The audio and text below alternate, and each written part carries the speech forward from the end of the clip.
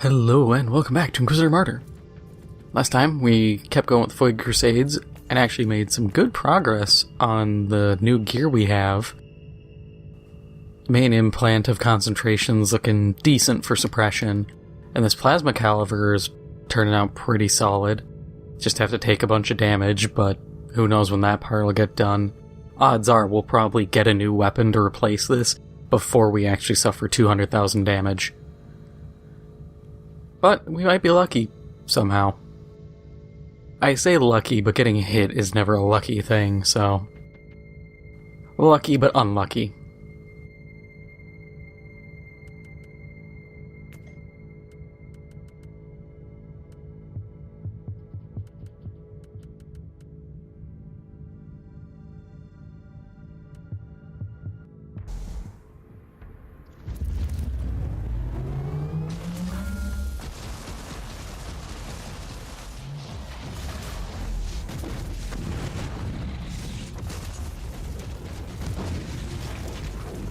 So, this just kind of flew across my news feed.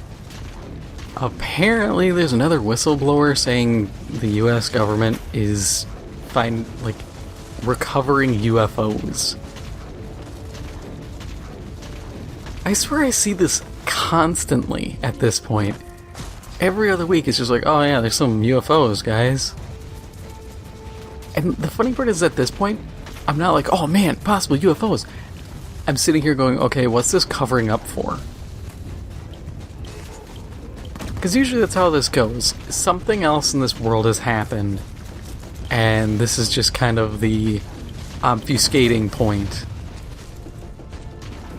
Because it's always the same crap. Yep, the US government flies around scooping up UFOs. Okay, why are we doing that?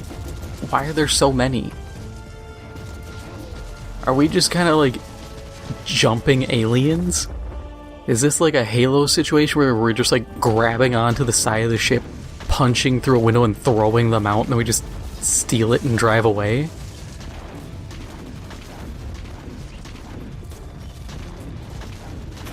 It's always kind of goofy.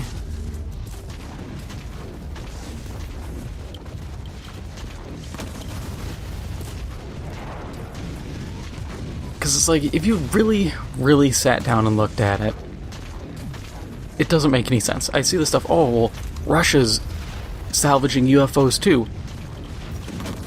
They're salvaging UFOs, yet they still have to use recovered T-55 tanks they're pulling out of, like, museums and, like, scrap yards. It's like, are you sure about that? You can't tell me they just have no specialists in their country. I don't care how much brain drain Russia suffers from, which brain drain is the process in which intellectuals, specialists, academics, whatever it may be, leave a country for other countries that will pay them better. But you can't tell me with how much, no matter how much brain drain there is, that there aren't people in Russia smart enough to at least have a rough idea what's going on with them. It's not like you got Fyodor Fyodorovich sitting there with E.T. just crashed in his backyard and the FSB's just looking at it like, yep, we have our best man on it.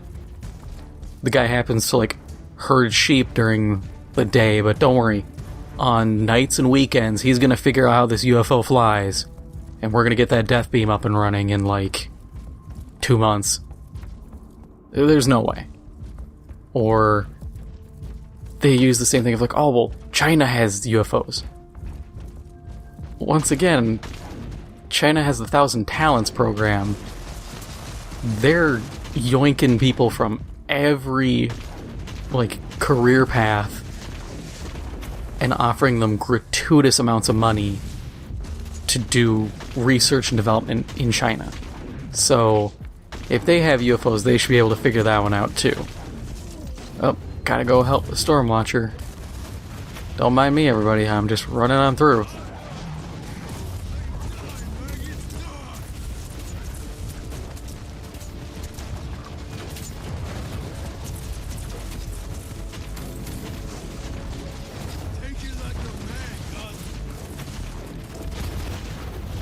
Yeah, just the UFO stuff. As much as I am the Fox Mulder of the people I know, I want to believe no matter what. I have to look at all this stuff with a lot of skepticism. Because we've seen way too many instances where it's just getting real wonky. And we know, like, there's been disinformation campaigns and all that in the past. And I highly doubt... I highly doubt we would be forthcoming about aliens unless it was unavoidable. Like, if E.T. and his glip-glorps showed up and were like, look, we're landing and we're just announcing ourselves October 2023. Deal with it. At that point, I could see the government being like, look, we gotta, like, leak this stuff out, get people kind of accustomed to the idea. This way, when it happens, it happens. People are accustomed, they're not gonna freak out. It's the idea of... God, what is it? It's a conspiracy theory. It's like... It's a form of, like, conditioning. People use it as a thing to say, like, stuff about, like, 9/11. Referencing, like, old cartoons where it got destroyed. Like, the Twin Towers were destroyed in cartoons, saying, like, it's all planned. I don't think it goes that far. I think that's a bit extreme. What I do think is there is some, like, hey, we should probably let people kind of adjust to this. And also, a big part of it is people are just chill with that stuff. People look at I see the meme, actually. The one where, like, this alien lands and it's a depressed, like, Wojak. And the alien looks at him and he's just like, aren't you surprised? And the Wojak's like, look, I'm just going through a lot right now. I think that's what a lot of people would react, realistically. It's just like, look, we got inflation and threats of nuclear war, all this other crap. I got more to deal with than somebody landing here. My main concern would be, are they paying taxes? Short of that, I don't care. I do care a little more than that, because I would totally try to leave Earth in an instant. The explorer in me yearns for the vastness of space.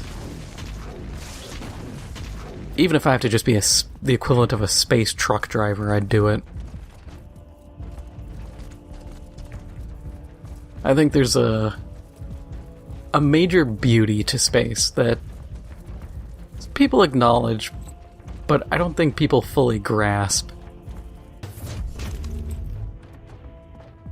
Prime example is looking at, like, pictures of the Horsehead Nebula and all these other nebulas and just how astounding they look. Or even just looking at other planets in our solar system. There's a bit of wonder to all of it. And then there's the idea of, like, there's other cultures, there's other civilizations. The anthropologist in me is just like, I want to learn of these people. So that would be my big thing. I always see the same thing of, oh, well, aliens would invade and wipe us out, and... Yes, but it's also going under the assumption that they are not a rules-based society.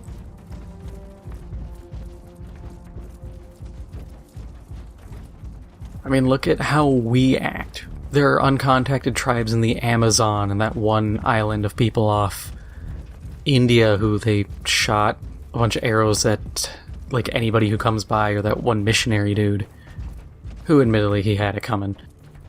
Oh, I see where I have to go, I'm stupid. But we don't just, like, roll in and wipe them out. If we are still, for the most part, trapped on Earth, and we can realize, hey, other sentient beings, other people have intrinsic value, I think aliens can come up with the same conclusion after developing literal spaceflight. And potentially like stellar folding or hyperdrive or something.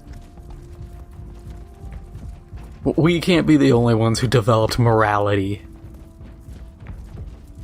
What kind of busted-ass tech tree would it be to achieve spaceflight but still be amoral as can be?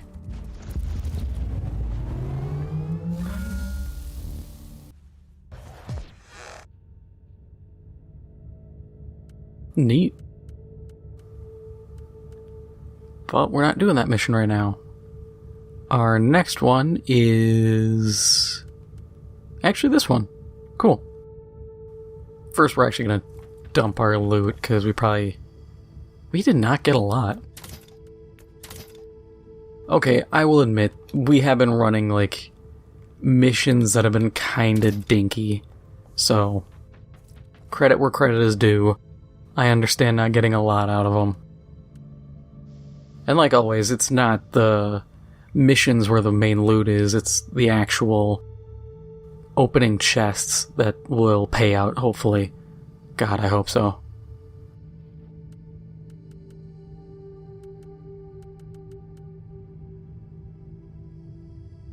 Man, I've been having a lot of fights against champions. We haven't had an Empyrean champion show up for a while. We gotta be getting close.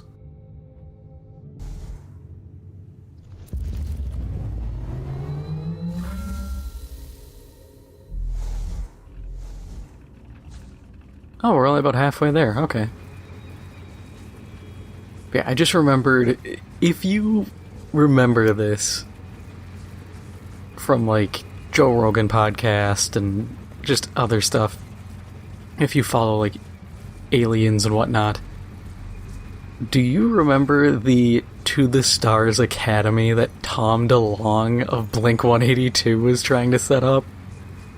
And all this stuff, he's like, oh yeah, we're gonna build a spaceship, and the government can use us for disseminating their UFO and alien information, all this crap. Whatever happened to that? I think that's another Dead on Arrival project. And stuff like that always feels like it's just a grift. Just to be like, yep, we'll bilk money out of some idiots and not really have to do anything.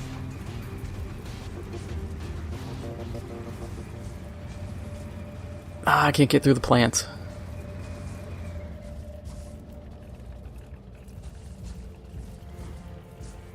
But I just remembered that while I was going through the loading screen. It's like, oh yeah, that crap happened, didn't it?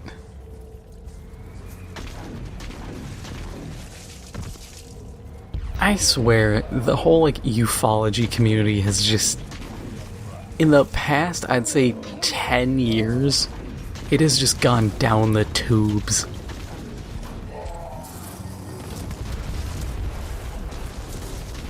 Like, yeah, we had some kind of whack stuff, and that's fine.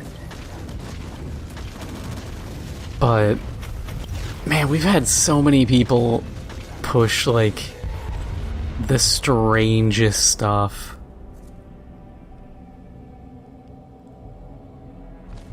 And I'm not one of those people who's like, oh, like, we have to believe Bob Lazar. I feel like a lot of his stuff doesn't line up right and doesn't really make sense. But I use, like, the Betty and Barney Hill case. Stuff like that where it's either normal people who aren't really... they're not spinning fantastical stories while still spinning a fantastical story about aliens.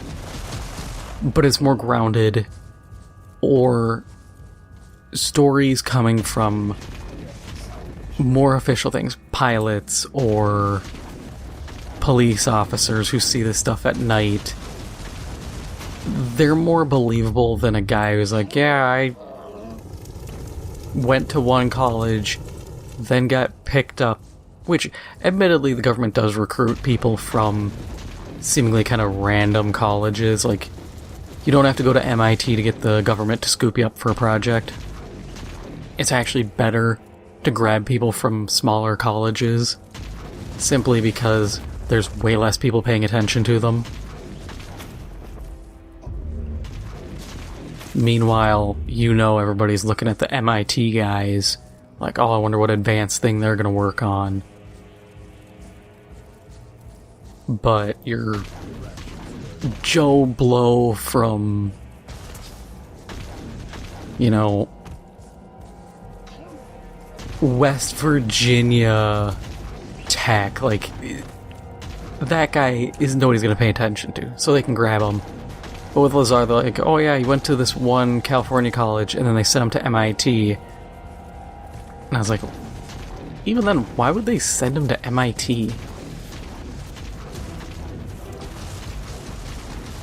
Especially because whatever he'd be learning is either something you could learn at any college when it's physics-based, or you have to learn from other people working on the project.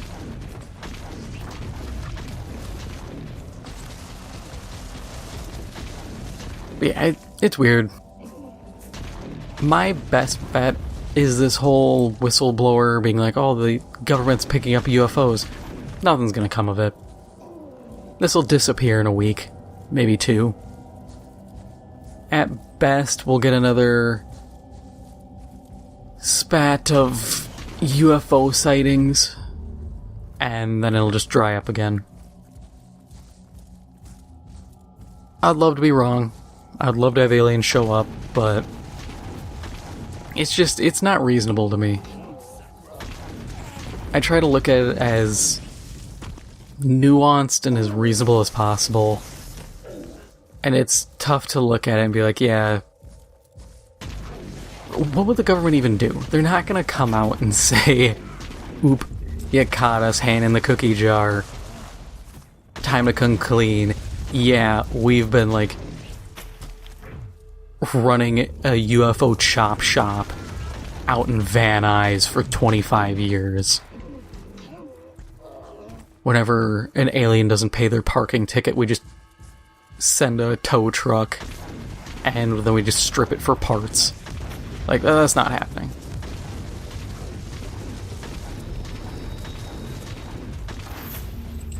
As funny as it may be,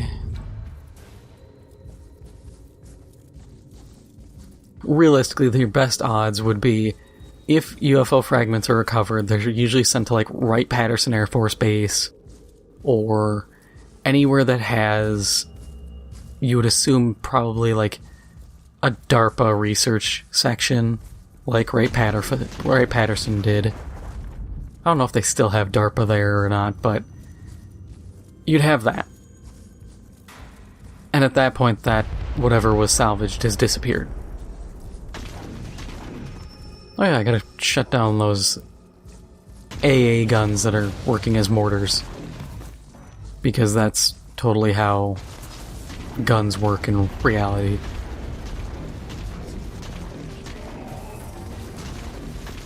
I mean, you could probably rig up a mortar to fire big anti-air shells, but those would be very big. Especially, I guess you can't really apply modern military logic to Warhammer because we use like miniguns effectively to just fill the air with lead and hope it hits something. Or we just use like lock-on launchers. This isn't Call of Duty, we're not launching RPGs at UAVs, hoping for the best.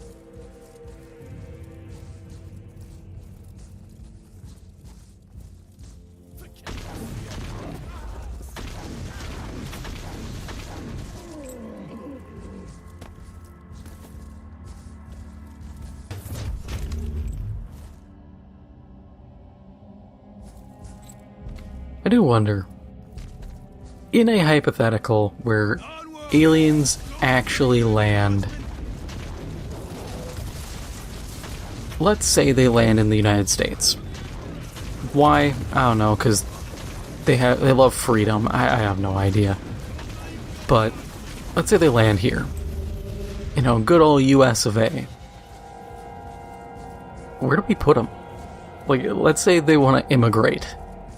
Aliens, for some reason, like I said, they love their freedom and want a slice of it. Where do we put them? I genuinely think the best option would be to take a chunk of land in North Dakota, South Dakota, Montana, and designate it like the alien zone. Yes, I completely understand that is essentially creating an alien segregated ghetto. And it is very close to becoming District 8 or District 9. But hopefully with less poverty. Especially because District 9, like, the aliens were essentially gonna die. They came to Earth out of desperation. But I feel like that'd be the best option, is to create kind of a isolated community initially. Allow some humans to live with them, but have it, like, proportional. Like, you can only have so many humans. Because I'd say you have to create an enclave more for their safety than anything. Because as much as there are people like me who are gonna throw open their arms and say, "Welcome, brothers of the universe," there's also people who are going to club them to death the second they see them with a sack of hammers. They are gonna look at them, scream, "It's different, get it," and the hammers are coming out. And E.T. is gonna get a dent in his head.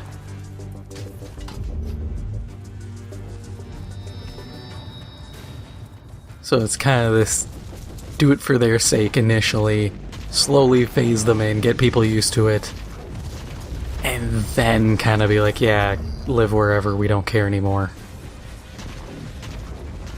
And I would almost argue the same thing for humanity living among aliens elsewhere.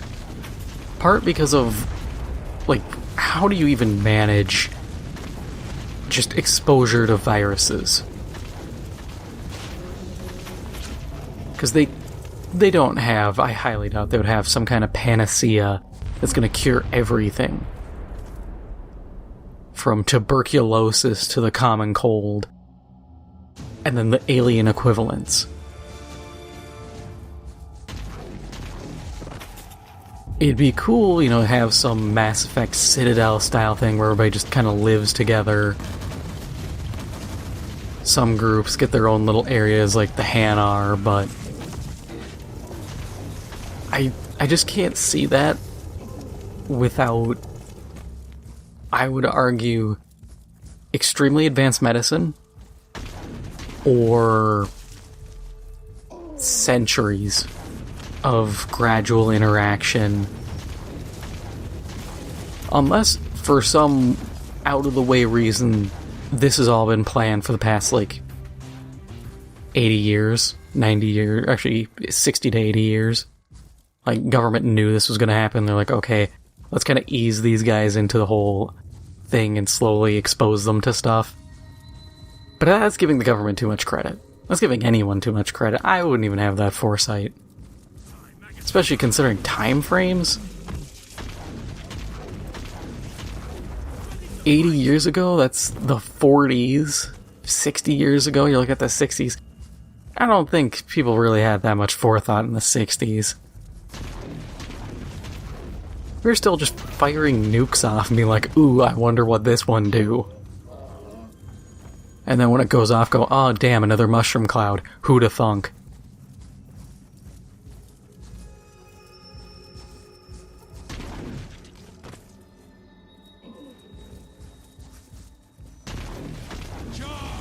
Man, I'm getting a lot of crits.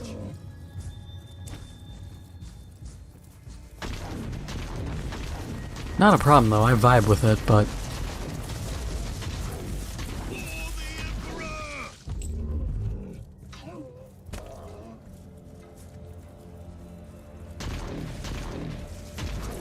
I don't want to end this mission because these are free kills and free XP. Not a lot of XP, but I see the bar move.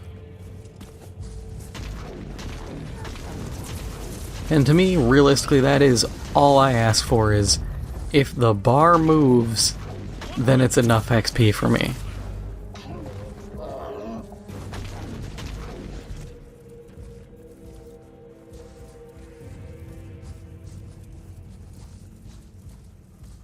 Because in the end, that's kind of how you have to play it if you want to get as much leveling as possible.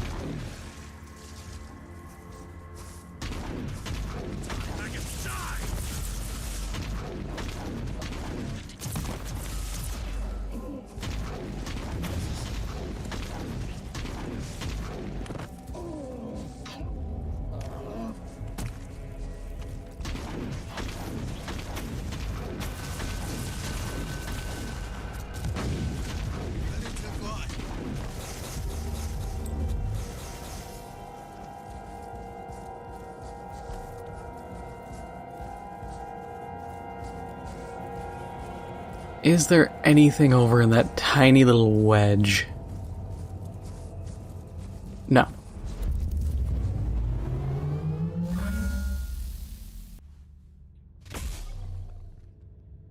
Cool, passive skill point.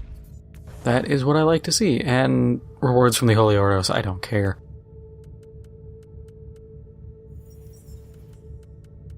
Whole lot of nothing from here. Actually, well, I don't know why these aren't moving over naturally, but we'll move those over, they might be good. I actually have to repurge that inventory. Everything else here can get dumped. But we can keep going with the dot stacks.